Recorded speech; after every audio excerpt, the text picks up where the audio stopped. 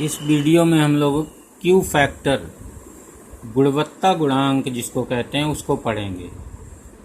तो गुणवत्ता गुणांक को समझने के लिए पहले हमें कुछ बातें इसमें समझनी पड़ेंगी। जैसे अब हम लोग अभी LCR श्रेणी अनुनादी परिपथ पढ़े हैं, तो श्रेणी अनुनादी परिपथ में हम लोगों ने I बराबर जो E/Z लिखा जाता है Z, तो Z की जगह हम लोग LCR परिपथ के लिए √R² plus XL difference XC का होल स्क्वायर लिखते हैं। अब हम लोगों ने देखा था कि LCR परिपथ में जब अनुनाद होता है तो XL और XC बराबर हो जाते हैं। तो इनके बराबर हो जाने पर अर्थात ओमेगा L और ओमेगा 1/ओमेगा C बराबर हो जाएं, इसको प्रेरणिक प्रतिघात बोलते हैं, इसको घातीय प्रतिघात बोलते हैं। दोनों के बराबर होने पर जो ओमेगा नॉट आएगा इसको हम ओमेगा, और ये एक विशेष फ्रीक्वेंसी पर होता है जिसको F नॉट कहते थे, या यहाँ पर ओमेगा नॉट कह लीजिए। तो ओमेगा नॉट बराबर 1/√LC आ जाएगा। अब ओमेगा नॉट की जगह 2 नॉट लिख सकते हैं, तो F नॉट बराबर 1/2π√LC जो पीछे आया था। तो अब याद रखना, यहाँ पर ध्यान दीजिए, जो ओमेगा नॉट है उसको बोलते हैं कोणीय अनुनादी कोणीय आवृत्ति, अनुनादी कोणीय आवृत्ति, और F नॉट को बोला जाता है अनुनादी आवृत्ति केवल। ओमेगा को कहते हैं कोणीय और केवल F को कहते हैं आवृत्ति। अब नॉट लगा दोगे तो अनुनादी बन जाएगा। तो याद रखना, ये ओमेगा जहाँ लिखा हो उसको कोणीय आवृत्ति कहा जाएगा। अब यहाँ पर देखिए, तो ऐसी कंडीशन में XL - XC 0 आ जाएगा, केवल I बराबर आ जाएगा E/R, क्योंकि Z यहाँ पर न्यूनतम हो जाता है। तो E/R, R का मान चूंकि न्यूनतम है नीचे, तो आ जाएगा I मैक्सिमम, तो I मैक्सिमम हो जाता है। अब हम लोग यदि स्रोत की कोणीय आवृत्ति ओमेगा नॉट से भिन्न है तो I का मान अधिकतम नहीं होता। तो ये पीछे भी पढ़े थे हम लोग। अगर हम लोग कोणीय आवृत्ति ओमेगा और धारा I के बीच ग्राफ खींचे, इनके बीच, जहाँ पर पीछे हम लोगों ने फ्रीक्वेंसी के बीच खींचा था, तो फ्रीक्वेंसी माने आवृत्ति, और कोणीय आवृत्ति में डिफरेंस ये है केवल ओमेगा बराबर 2πf लिखा जाता है। तो इनके बीच आवृत्ति खींचे, वो ग्राफ खींचे, तो हम लोग पीछे देखे थे ग्राफ इस तरह से मिलता है। एक विशेष कोणीय आवृत्ति पर, यानी एक विशेष आवृत्ति पर जो धारा का मान होता है इसी परिपथ में अधिकतम हो जाता है, और उस आवृत्ति से कम आवृत्ति अगर स्रोत की है या उस आवृत्ति से अधिक आवृत्ति स्रोत की है तो धारा का मान अधिकतम से कम ही मिलेगा, यानी वक्र इधर को मिलेगा या वक्र इधर को मिलेगा। अब यहाँ पर जरा गौर करिए, यहाँ पर दो ऐसे कोणीय आवृत्तियाँ हैं, ओमेगा 1 है एक जो ओमेगा नॉट से कम है, यानी अनुनादी कोणीय आवृत्ति से कम है। उस समय धारा का मान I max/√2 है। इस पॉइंट पर, इस पॉइंट के सामने धारा का मान मैक्सिमम धारा का 1/√2 गुना। इसी तरह से उतने ही आगे, ओमेगा नॉट से उतना ही आगे अगर ओमेगा 2 एक कोणीय आवृत्ति ले लें तो उसके सीध में देखें तो फिर से धारा का मान उतना, यानी LCR परिपथ में दो ऐसी कोणीय आवृत्तियां होती हैं जिन पर जो परिपथ में बहने वाली धारा का मान होता है वो उसमें अधिकतम धारा की तुलना में, यानी अनुनाद की स्थिति में बहने वाली धारा की तुलना में 1/√2 गुना रह जाता है। तो ये दो आवृत्तियां ऐसी हैं, ओमेगा 1, ओमेगा 2, एक ओमेगा नॉट से कम है, एक ओमेगा नॉट से ज़्यादा है। ओमेगा नॉट माने अनुनादी कोणीय आवृत्ति, और ये जो है परिपथ की दो आवृत्तियां ऐसी दिखाई गई हैं जिसमें उसमें बहने वाली धारा अनुनादी धारा से 1/√2 गुना रह जाती है, यानी I max अधिकतम धारा की 1/√2। ये पॉइंट याद रखना है यहाँ पर। तो यहाँ पर ये सब लिखा होगा। अब देखिए, जब I का मान I max से 1/√2 यानी I max/√2 रह जाता है, तो P बार का मान जब हम निकालेंगे तो वो P max का आधा आएगा, क्योंकि I²R चलता है फार्मूला, तो यहाँ पर तो P max का आधा आएगा। तो ये याद रखना है। तो ऐसे अब इसको जो है, इस धारा को I max/√2 जो लिखा है वो अर्ध सामर्थ्य बिंदु कहलाता है। तो आगे उसको हम लोग देखते हैं इसी में। तो ये याद रखना है कि जब धारा का मान LCR परिपथ में अनुनादी धारा की तुलना में I max/√2 होता है तो उस समय जो वैद्युत शक्ति का ह्रास होता है वो अधिकतम वैद्युत शक्ति के ह्रास का आधा रह जाता है। तो अब यहाँ पर एक डेफिनेशन यहाँ पर थोड़ा समझाया गया, अर्ध सामर्थ्य बिंदु। तो अर्ध सामर्थ्य बिंदु में अभी हम लोगों ने, अब हम लोग अगर हम वैद्युत शक्ति ह्रास और कोणीय आवृत्ति के बीच ग्राफ खींचे तो इस तरह से ग्राफ बनेगा। जब ओमेगा नॉट पर वैद्युत शक्ति का ह्रास मैक्सिमम होगा और ओमेगा 1 और ओमेगा 2 पर वैद्युत शक्ति का ह्रास इस अधिकतम ह्रास का ठीक आधा रह जाएगा, यानी पी मैक्स बाई 2 रह जाएगा।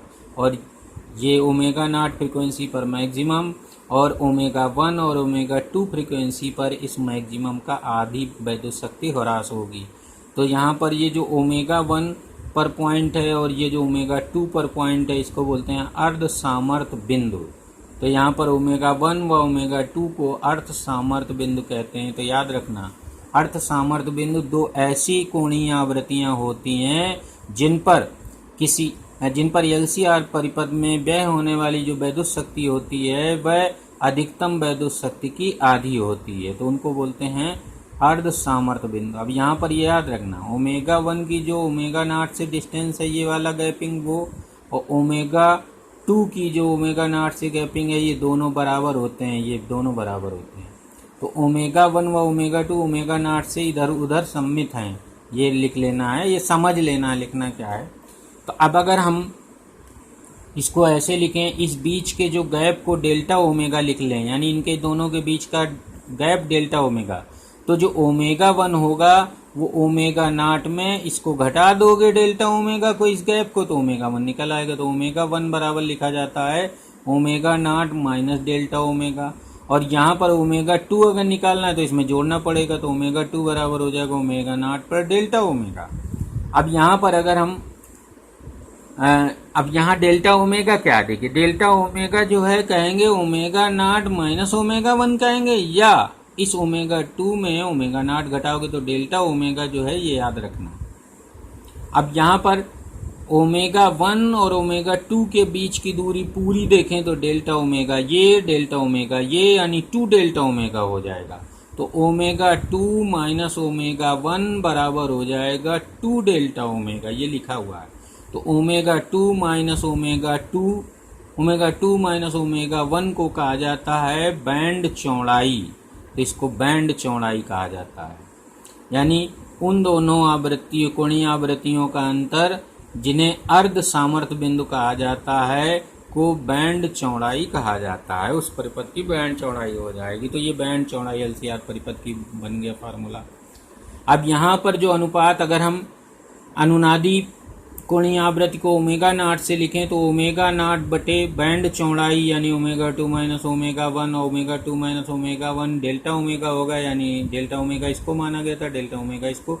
कुछ किताबों में इस ओमेगा 2 माइनस ओमेगा 1 को ही पूरे को डेल्टा ओमेगा लेते हैं, तो 2 नहीं लिखते हैं। तो 2 न लिखने का मतलब है ओमेगा 2 और ओमेगा 1 की डिस्टेंस मान ली गई है, पूरी डिफरेंस जो है डेल्टा ओमेगा। यहाँ पर हमने ओमेगा नॉट के साथ डिफरेंस लिया है, डेल्टा ओमेगा इधर, डेल्टा ओमेगा इधर, तो 2 डेल्टा ओमेगा। तो ये जो रेशियो होता है किसका, ओमेगा नॉट का और बैंड चौड़ाई का, यानी ओमेगा 2 माइनस ओमेगा 1 का, इसको अनुनाद की तीव्रता कहा जाता है। ये रेशियो जो है इसको कहते हैं अनुनाद की तीव्रता। तो इसका रेशियो जितना अधिक होगा अनुनाद उतना ही तीव्र होगा। और यहाँ पर अब अनुनाद तीव्र कब होगा, देखिए इसका रेशियो अधिक होने पर अनुनाद तीव्र, तो इसका रेशियो तब अधिक होगा जब डेल्टा ओमेगा कम हो। डेल्टा ओमेगा कम का मतलब है ये ओमेगा 1 और ओमेगा 2 दोनों ओमेगा नॉट के पास में आ जाएं। तो जब पास में आ जाएंगे तो ये जो वक्र है वो शार्प हो जाएगा, ओमेगा नॉट पर एकदम पतला हो जाएगा और इस तरह से ऐसे आ जाएगा। तो इसको बोलते हैं तीव्र अनुनाद। ये बना हुआ देखिए, तो यहाँ पर तीव्र अनुनाद होता है या तीक्ष्ण अनुनाद कहलाता है, या संकीर्ण अनुनाद होता है। और अगर यहाँ डेल्टा ओमेगा का मान अधिक है, यानी ये जो दोनों कोणीय आवृत्तियां हैं ये दूर दूर हैं, तो इसमें वक्र जो बनेगा वो फैला हुआ बनेगा, इसको बोलते हैं सपाट अनुनाद। तो यहाँ पर ये जो रेशियो है अनुनादी कोणीय आवृत्ति और इसको बैंड अनुपात का जो रेशियो है वह अनुनाद की तीक्ष्णता को व्यक्त करता है। तीक्ष्णता माने तीव्र अनुनाद या सपाट अनुनाद। अगर